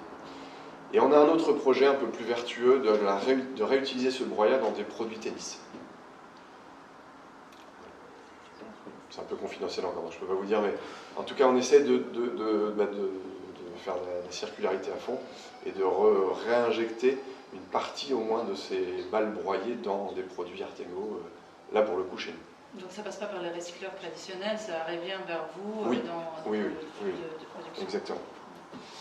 Et la deuxième question, avant d'en prendre une autre, alors on a essayé de bosser avec un concurrent que je ne citerai pas. Ça a été un peu compliqué. Au bout d'un moment, ils se sont dit, oh là là, c'est quoi ce truc? Est-ce qu'on y va, on n'y va pas? Et donc ils se sont retirés. Donc là, pour l'instant, on est de nouveau tout seul. Et donc moi, ma stratégie, c'est plutôt d'aller taper à la Fédération française, qui eux sont neutres. Et ce sera, je pense, plus facile dans cette posture un peu plus basse de neutralité, de ne pas dire, bah oh, nous, Artengo, on veut faire ça. C'est plutôt de dire, bah, nous, on a besoin, et la Fédération française, sur le volume français, a besoin de gérer, de dire, bah, allez, les petits copains, venez, on a un sujet ensemble. L'idée, c'est pas de récolter un max de pognon, là, c'est de traiter un problème qu'on a tous sous les yeux, et on est tous responsables, tous les fabricants. Donc, c'est pas simple. Mais mon objectif, c'est via l'ITF et la Fédération française aussi, d'aller les capter. Mais je sens qu'ils commencent à être un peu sensible. Fédération française et International Tennis Federation. Oui. Pour le coup, ITF. Pour le monde. ITF, c'est ça. La seule fédération au monde où il y a ce projet de récupération de balles, donc l'opération balle jaune, c'est la France. Donc La France est la plus avancée. Même si on en recycle qu'un 1,5 million sur 18, c'est quand même ce qui se fait de mieux dans toutes les fédérations du monde. Alors, juste dans l'ordre. Merci. Et donc, vous disiez, là, vous avez réussi à augmenter de 30% à peu près la durée de vie. Oui, on est en train de le mesurer. Ouais. Voilà. Ok. Mais ça ne veut pas forcément dire que l'impact environnemental est baissé de 30%, parce qu'il y a quand même un impact lié à la repressurisation, etc. Et est-ce que vous arrivez à approcher justement le gain environnemental lié à cette nouvelle économie circulaire? Alors ça va être les sujets bientôt là. Là, l'objectif c'est encore une fois, d'expérimenter. Donc on le fait dans 2 clubs en même temps, où on met des balles pressurisées, on met des balles non pressurisées, on vérifie auprès d'eux que l'expérience de jeu, le plaisir dans le jeu est meilleur. On mesure que économiquement pour le club, enfin on va mesurer que économiquement pour le club ce sera mieux. Enfin voilà, on se raccroche à la raison d'être. Et effectivement, il faut aussi qu'on vienne mesurer, parce que le truc d'en bas, c'était baisser la consommation. Donc en fait, il faut qu'on aille plus loin dans la mesure. Sur l'ensemble, c'est-à-dire que comme vous l'avez vu, je pense sur l'expérience de rêve, déjà on demande aux joueurs, on ne demande plus de passer par un magasin pour aller chercher ses balles. Puisqu'il vient au club et ça se passe dans le club. Donc le fait d'intégrer l'expérience et le service dans le club, on a déjà normalement une économie de déplacement. Et après, effectivement, sur la durabilité de la balle qu'on allonge, il faut qu'on mesure concrètement de combien. Chez Decathlon, pour info, l'impact CO2, jouant juste carbone, des déplacements des clients et des collaborateurs sur les sites et dans les magasins, c'est 17% de l'empreinte globale. Okay. C'est juste après les produits. Produits 82% et derrière les déplacements. Donc c'est un vrai facteur. Et ce qui est intéressant, je te donne la parole juste après, c'est que quand on fait ça, on ne regarde pas simplement l'impact environnemental lié à la ressource de la balle. Ce qui pousse un peu et qui est parfois complexe à gérer, c'est que David a parlé très bien tout à l'heure, gain d'efficience, c'est qu'on vient prendre toutes les parties prenantes qui sont connectées au projet et on vient regarder ce que ça amène de positif d'un point de vue environnemental, social et monétaire, et on mesure. Donc typiquement, il y a des projections qui sont créées, par exemple, sur le fait d'avoir une qualité constante de jeu va permettre aux gens d'être plus fidèles à ce club-là qui bénéficie de l'usage, et donc peut-être un taux de rétention des utilisateurs du club plus importante. Il y a une formation qui est incluse dans ce sujet-là des coachs, aussi pour augmenter leur niveau de sensibilité au sujet, qui est un sujet très fortement porté par Claire, en l'occurrence la RSE, la Fédération Française de Tennis. Comment la Fédération Française de Tennis, peut-être demain, vient abonder aussi le modèle pour renforcer cette stratégie. Donc en fait, on essaie d'embrasser un maximum la complexité, ce qui est vachement beau, en tout cas, moi je trouve ça génial de voir émerger ça dans tous les projets qu'on mène, c'est qu'à chaque fois, on prévoit des trucs et c'est à peu près jamais ce qui se passe. Parce qu'en fait, comme on va essayer d'aller très très vite dans l'expérimentation, on voit parfois que ça fait émerger des choses soit environnementales, soit sociales, soit monétaires, soit les trois, là où on l'avait juste pas prévu, parce qu'on essaie d'être dans le concret et dans la vie tout de suite. Ouais, ce qui m'a frappé dans la présentation aussi, c'est qu'il y avait cette démarche de se dire, voilà, ça m'a fait penser un peu aux balles de squash en fait. C'est les balles de squash, plus elles sont dures, il y a un nombre de points qui indique ça c'est des balles pour les pros, ça c'est des balles pour les débutants, comme moi. Et du coup, la piste de dire ABC, la cascade, est-ce que ces balles qui ont été utilisées 4 heures par des pros, est-ce qu'elles ne vont pas être utiles à des gens qui sont intermédiaires? Et puis en 3e cycle, est-ce qu'elles ne vont pas être utiles à des enfants ou à des débutants, où là, finalement, le besoin de performance est totalement secondaire? Est-ce que finalement, la solution technique, elle n'est pas peut-être surdimensionnée à des solutions qui sont très pragmatiques et qui peuvent avoir un impact qui serait de l'ordre de beaucoup plus que 30%, qui seront peut-être justement plus proche du x3 ou du En fait, c'est encore la coopération qui nous a fait toucher ça du doigt, parce que c'est en fait des joueurs et des coachs qui nous ont dit, mais en fait, dans notre club, il y a des gens qui vont chercher les balles dans les poubelles, en fait, parce qu'ils s'en foutent d'avoir une bonne balle de qualité. Donc effectivement, ça nous a questionné. Au début, cette boîte noire, on imaginait un truc un peu, je ne sais pas s'il y en a ici à Paris, des Calinoto, des trucs où tu rentres avec ta voiture et puis à la fin, elle est toute propre. On se dit, tiens, il faut le Calinoto de la balle, en fait. On met les balles à l'entrée, et puis à la fin, elles sont recoiffées, il y a un shampoing, elles sont propres et regonflées. Et puis en fait, on s'est dit, bon, ok, on va se calmer et on va faire des choses très simples. Effectivement, où on a un simple diagnostic de la balle. Donc, dans les clubs où on a fait l'expérimentation, on a trois grands réceptacles circulaires, cylindriques, avec des balles quasiment neuves, des balles où on voit un peu moins le marquage, un peu plus usé, puis des balles plus usées. Puis à la fin, c'est recyclage. Et donc c'est tout simple en fait, c'est-à-dire que les coachs ou les joueurs, à la fin de leur entraînement, ils ont un exemple de balle, hop, et puis ils mettent au bon endroit. Et ça, le club les repressurise et puis essaie de réparer un peu les balles pour les prolonger de, j'espère, 30% quand on va avoir les mesures finales. En tout cas, effectivement, c'est très pragmatique, très low-tech. Et il y a une mesure qui est juste une toise. Donc, comment, en lâchant la balle, je vérifie le rebond. Donc là, on n'a pas de solution technologique particulière, juste pragmatique. Et ça utilise simplement la ressource que fait le club. C'est un geste que fait le club aujourd'hui. Et le valoriser, l'intégrer bien plus que ce geste qu'en fait personne ne regarde ou personne ne valorise. Marie. Merci beaucoup déjà parce que je trouve que c'est hyper motivant versus parler uniquement de sobriété, de décroissance et là du coup de parler de coopération et de nouveaux modèles positifs. Je trouve que ça donne de l'imagination et beaucoup d'optimisme. Et j'avais une question qui est un peu plus pragmatique sur le partage de la valeur. Donc c'est pour Artengo, mais peut-être aussi pour toi sur d'autres projets sur lesquels tu as avancé. Comment tu sais qui va payer quoi et comment tu sais qui va récupérer quoi à la fin? C'est un rapport à la valeur qui est créée et au nouveau service qui est proposé. Et là j'entends derrière surtout valeur monétaire. Ouais. Je laisserai David répondre. Dans la démarche qu'on a, la particularité c'est que on expérimente d'abord parce qu'on est centré sur les effets. Donc pour nous, un modèle qui est rentable, donc encore une fois, modèle capitaliste, société néolibérale, il faut être rentable pour payer tous les salariés. Donc c'est une condition sine qua non. Et si on regarde que ça, mais que finalement les effets ne sont pas produits, nous on n'aura servi à rien en fait, vous pouvez faire le taf sans nous. Donc on va d'abord s'attacher à ce que tout ce petit monde coopère et regarder que vraiment on atteint les 30%, qu'effectivement l'utilisateur soit qualité constante, blablabla, etc. Et une fois qu'on a cette somme de valeurs, on pose des consortiums, on pose des éléments de discussion pour se dire mais comment du coup monétairement on se répartit la valeur. Et là, on n'en est pas là encore avec le projet. Demain ça veut dire quoi? Est-ce que c'est monétairement quelque chose qui est inclus dans l'abonnement annuel du club? C'est transparent pour le joueur. Est-ce qu'on demande aux joueurs, parce qu'en fait il y a une place extrêmement forte là-dedans, d'abonder et de payer quelque chose? Est-ce qu'il faut au contraire que ce soit transparent pour le joueur, pour l'inciter à mieux recycler? Je vous donne un exemple concret du coup que j'ai mené moi avant de rentrer chez Imatera, chez Decathlon dans la transformation de modèle. On était du coup sur la mobilité urbaine, je vous passe le projet, et donc l'idée c'était pas de vendre des vélos qui font 21 km, mais une solution complète pour faire changer de mobilité. Et donc dedans il y avait des produits, pas simplement le vélo, mais de l'accessoire, une formation, un itinéraire le moins pollué, le plus en sécurité possible, et un suivi sur 4 semaines. Et une formation théorique et pratique. Nos utilisateurs faisaient en moyenne 137 km par mois, versus 0 avant. Là, on parle bien du coup d'un effet concret produit, que du coup je peux mettre au centre de la table, ramener les gens avec qui j'avais coopéré, en l'occurrence je vais en donner 3, Decathlon, la métropole européenne de Lille, et Harmonie Mutuelle, qui étaient extrêmement intéressés à ce que ces effets soient produits, et ce qu'il y a de plus en plus de gens qui fassent des kilomètres à vélo en mobilité douce.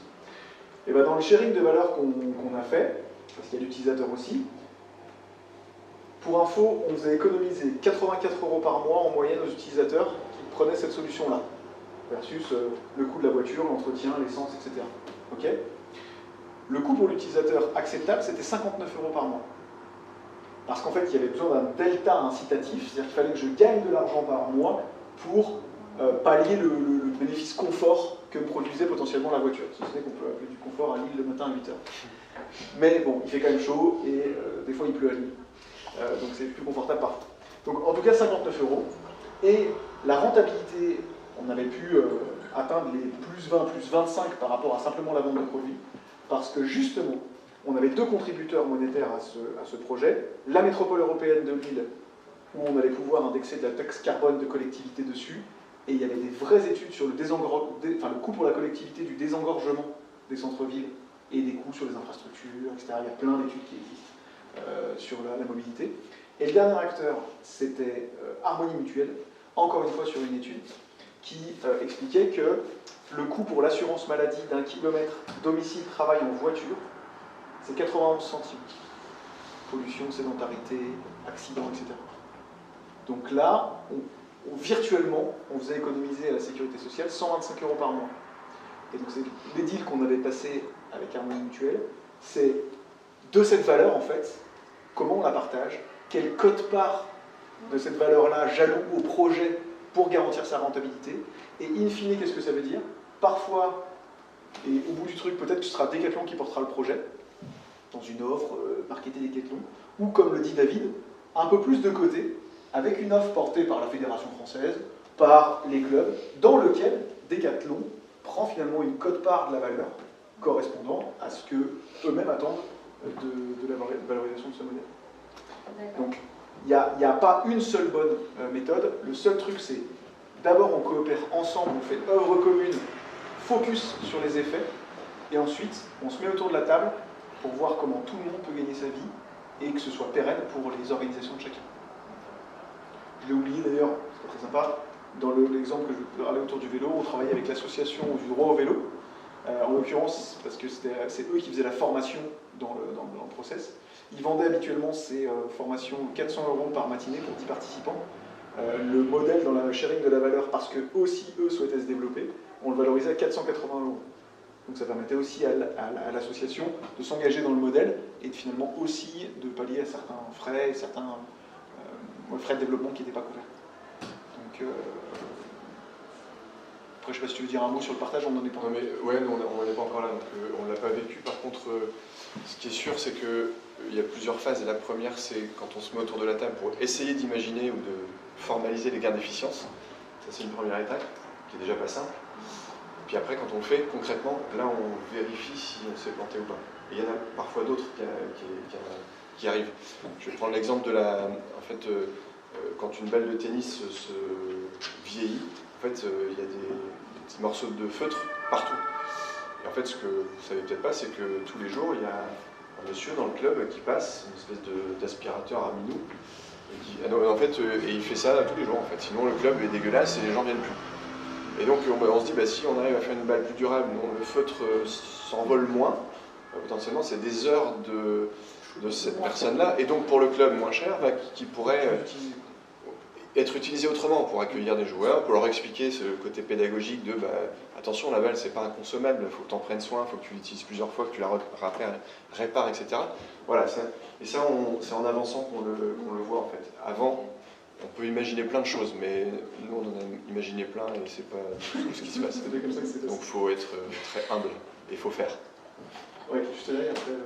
J'avais deux questions, parce que moi je ne connais rien en tennis, mais du coup, si j'ai bien compris, donc la balle tennis, la durée de vie générale, c'est 4 heures, c'est oui, ça? À peu près. Et en fait, est-ce que vous avez aussi travaillé sur les raisons de pourquoi c'est 4 heures? Parce que c'est le terrain, parce que c'est les raquettes, parce que c'est la force, la durée de vie, du temps de jeu? Oui, on a travaillé là-dessus. Ouais. C'était la première étape, c'était de comprendre pourquoi les gens. Donc il y a plein de raisons. C'est une combinaison de raisons. C'est visuel parfois, quand on voit plus la marque, les gens se disent ah, elle est plus bonne, donc je la jette. Parce que peut-être qu'ils pensent à de voiture, ils se disent quand on commence à plus voir le relief. Il y a la perte de pression qui influe sur le rebond, donc on la lâche de cette hauteur-là, puis elle rebondit plus ou moins haut. Et puis après il y a l'usure du feutre qui fait qu'elle devient plus... le feutre c'est un peu comme un matériau un peu tricoté, et quand il s'use, quand le feutre s'en va, ça ressemble un peu à une balle plastique, quoi. Et donc le rebond, le comportement aérodynamique est différent. Et donc on a une balle beaucoup plus vive, moins facile à contrôler, et surtout différente de ce qui était au début. Donc en fait c'est la dégradation de l'état qui fait qu'à un moment donné on se dit stop. Et du coup vous avez réfléchi aussi à changer presque la pratique du tennis par rapport à la balle, ou c'est peut-être un peu... Alors des fois, Jean-Sébastien nous propose de faire ça. Je les pousse un peu, ouais. On pourrait considérer... Non mais c'est une vraie bonne question. C'est-à-dire qu'en fait, l'usure de la balle dans un match fait partie des règles du jeu. C'est du sport, on fait ce qu'on veut. Et moi je suis tennisman, donc je peux vivre ça et te dire qu'en fait ça doit pouvoir faire partie des règles du jeu. Mais d'où l'intérêt peut-être in fine, avec l'ITF, parce que c'est ça bouger le modèle aussi. Et même quand on est un petit de l'acteur, quand on vient commencer à se mettre autour de la table, c'est ça qui est chouette avec la coopération, c'est que quand on discute avec les gens autour d'un sujet, très rapidement les rôles, la taille de l'entreprise s'effacent quand on parle de sujets comme ça. Et le joueur de tennis, il est un peu bête et il veut toujours faire comme les champions à la télé en fait. C'est un sport qui est très médiatique. Et du coup, je ne sais pas si vous le savez, mais à la télé, on change de balle tous les 9 jeux. Donc en fait, c'est instauré. Qu'il y ait eu 9 jeux avec que des aces, balle 9. Et donc, alors, je n'ai aucune prétention sur le fait que ça a eu un impact, mais l'ITF est en train de changer et de passer de 7 jeux à 9 jeux. C'est 7 jeux aujourd'hui. Tous les 7 jeux échangent et ils vont passer à 9 jeux. Parce qu'ils se sont aperçus que ça n'aura aucun impact sur la qualité de jeu à la télé. Et c'est vrai que nous, tous les joueurs lambda essaient de ressembler à ça. Et donc dès que la balle est un peu moins bonne, on dit c'est la balle, ça va plus. Mais c'est une très bonne question. Ouais, alors peut-être que pour les autres questions, je propose peut-être de le faire en off. On a encore un petit moment ensemble, apéro. Merci de votre attention.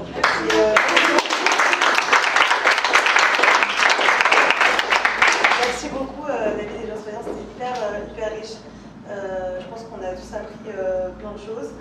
C'était concret, donc ça fait du bien parce que c'est pas tout le temps le cas de conférences sur ces sujets-là. Donc là c'était hyper concret et c'était optimiste. Et on a plein d'idées, donc merci beaucoup. Et comme tu l'as dit tout à l'heure, nous avons un petit tableau avec une dame que vous reconnaissez sûrement sur la photo. Qu'as-tu appris aujourd'hui? Donc chez Maria, on est attaché au fait de permettre aux personnes d'apprendre tout le long de leur vie. On pense que l'apprentissage permettra d'être plus heureux à la fois dans sa vie perso et dans sa vie pro, et que c'est important de continuer à apprendre tout au long de sa vie. Donc on a lancé ce mouvement, on appelle ça un mouvement. Qu'as-tu appris aujourd'hui pour justement encourager l'apprentissage régulièrement et justement si vous voulez faire une petite photo ce soir, on a fait déjà une campagne sur LinkedIn il y a quelques mois. Je ne sais pas si vous avez vu passer peut-être certaines photos. Et donc nous communiquer ce que vous avez appris, ça peut être aujourd'hui, ça peut être hier, on va pas vérifier, mais en tout cas communiquer autour de vous sur quelque chose que vous avez appris et le faire partager au plus grand nombre. Voilà, en tout cas merci beaucoup et maintenant passez à la tête.